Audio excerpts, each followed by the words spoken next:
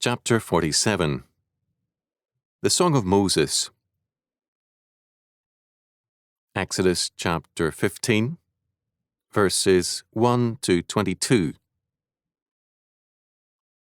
Then sang Moses and the children of Israel this song unto the Lord, and spake, saying, I will sing unto the Lord, for he hath triumphed gloriously. The horse and his rider hath he thrown into the sea. The Lord is my strength and song, and he is become my salvation. He is my God, and I will prepare him an habitation, my father's God, and I will exalt him.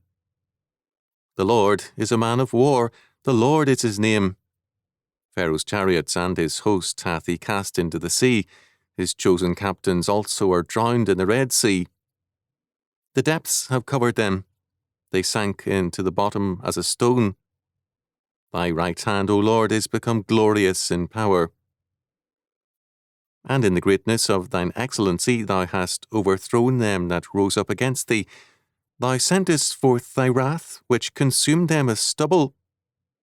And with the blast of thy nostrils the waters were gathered together, the floods stood upright as an heap, and the depths were congealed in the heart of the sea. The enemy said, I will pursue, I will overtake, I will divide the spoil. My lust shall be satisfied upon them. I will draw my sword, my hand shall destroy, or repossess, them. Thou didst blow with thy wind, the sea covered them, they sank as lead in the mighty waters. Who is like unto thee, O Lord, among the gods, our mighty ones, who is like thee, glorious in holiness, fearful in praises, doing wonders? Thou stretchest out thy right hand, the earth swallowed them.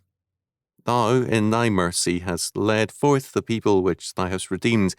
Thou hast guided them in thy strength unto thy holy habitation. The people shall hear and be afraid. Sorrow shall take hold on the inhabitants of Palestina. Then the dukes of Edom shall be amazed. The mighty men of Moab, trembling, shall take hold upon them. All the inhabitants of Canaan shall melt away. Fear and dread shall fall upon them. By the greatness of thine arm they shall be as still as stone, till thy people pass over, O Lord, till the people pass over, which thou hast purchased. Thou shalt bring them in, and plant them in the mountain of thine inheritance, in the place, O Lord, which thou hast made for them to dwell in the sanctuary, O Lord, which thy hands have established. The Lord shall reign for ever and ever. For the horse of Pharaoh went in with his chariots and with his horsemen into the sea. And the Lord brought again the waters of the sea upon them, but the children of Israel went on dry land in the midst of the sea. And Miriam the prophetess, the sister of Aaron, took a timbrel in her hand, and all the women went out after her with timbrels and with dances. And Miriam answered them, Sing ye to the Lord, for he hath triumphed gloriously. The horse and his rider hath he thrown into the sea. So Moses brought Israel from the Red Sea, and they went out in the wilderness of Shur, and they went 3 days in the wilderness, and found no water. Exodus chapter 15, verses 1 to 22. The Song of Moses, chapter 15, verses 1 to 18, is comparable to the Psalms. It is an exuberant praise of God, as well as a sermon. It is also a very personal statement. Moses thanks God for sustaining him. God is Moses' personal strength and song, and also Moses' salvation, in every sense of the word. God is demonstrated in an awe-inspiring way that Moses is his servant and prophet. Moses, as a man of the tribe of Levi and as a believer, says, He is my God, and I will prepare him an habitation, a sanctuary. Verse 1. This is not all Moses says of the Lord. He is my father's God, and I will exalt him. Verse 1. We know very little about Moses' father Amram, Exodus chapter 6, verse 20, other than the fact that he and his wife were strong believers. Moses' parents were apparently long dead, but they had moved on faith in casting the infant Moses into the Nile in a basket. They never saw Israel's deliverance, but they apparently never disavowed from their faith in him. Now, on the shores of the Red Sea, Moses does not speak of the Lord as the God of Abraham, Isaac, and Jacob, but as my father's God. Amram's faith and prayers were apparently being vindicated. We at times remember in crisis things which have marked our lives, and Moses now sees God as the deliverer whom Amram trusted. My father's God. This is Moses' first and basic reaction.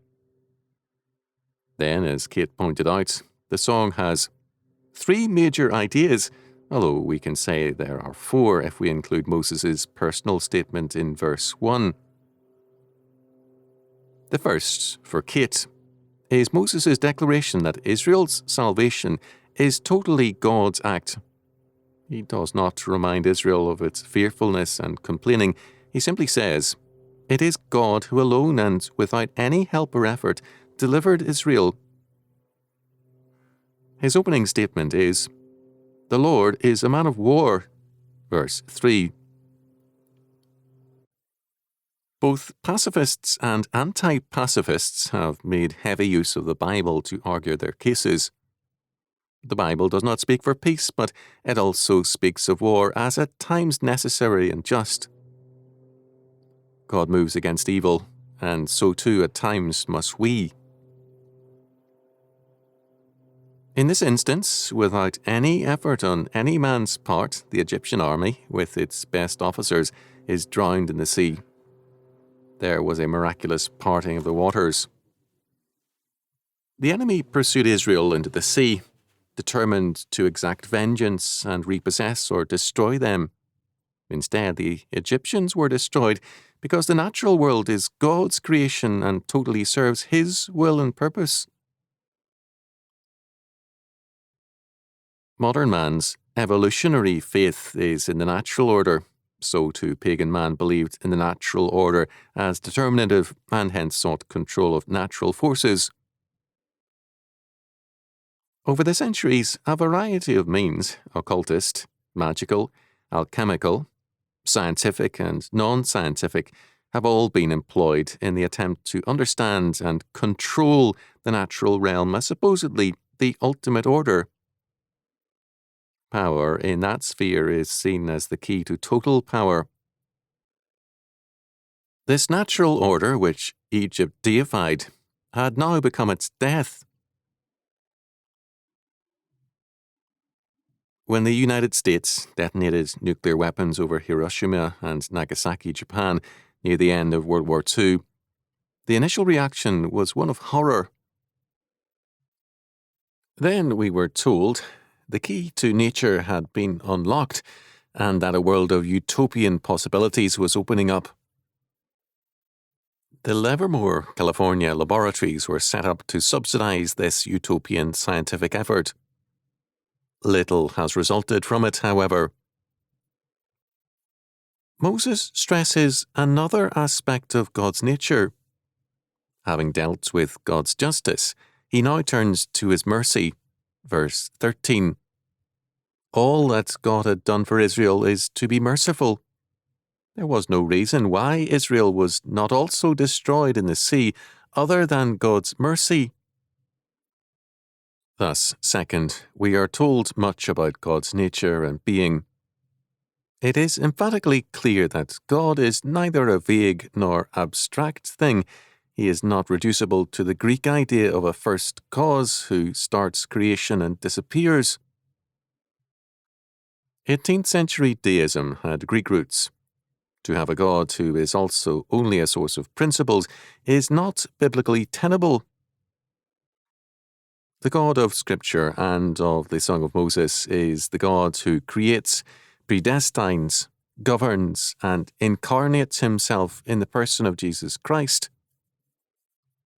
For humanistic intellectuals, this is a crude view of God because they reject any God who challenges their supremacy. They do not want a God out of their control, one of whom Moses sings that he is fearful in praises. Verse 11, that is, fearful and awe-inspiring, terrifying in his works, which are worthy of praise. As Joseph Parker observed, the Song of Moses is simply history set to music. This is history as man sometimes lives it, but if left to the scholars, history could never be set to music because it is dehydrated, dehumanized, and stripped of God. Third, Moses expresses a magnificent hope for the future. The peoples of Canaan would hear of this event at the Red Sea, as well as the plagues, and be afraid.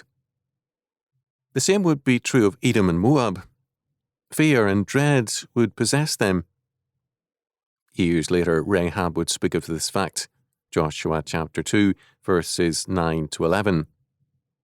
Israel's failures were due to its unbelief. Its enemies at times were more fearful of Israel's God than was Israel. Moses concludes by saying, "The Lord shall reign forever and ever," verse 18. Unlike man, he does not grow old or feeble in power. The power manifested against Egypt will mark God's justice in all of history.